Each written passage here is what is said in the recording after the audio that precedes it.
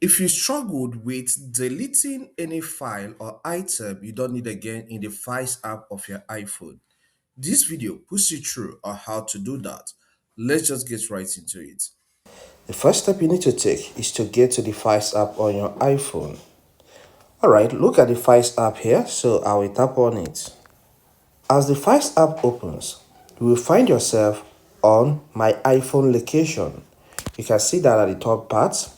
Then the next step you need to take is to tap on the three dots at the top right.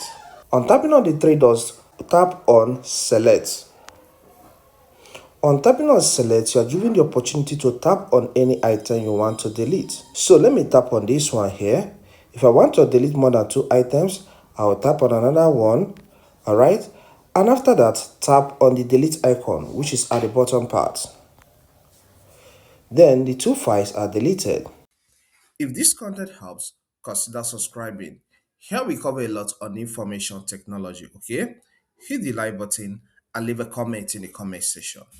Thank you and see you some other time.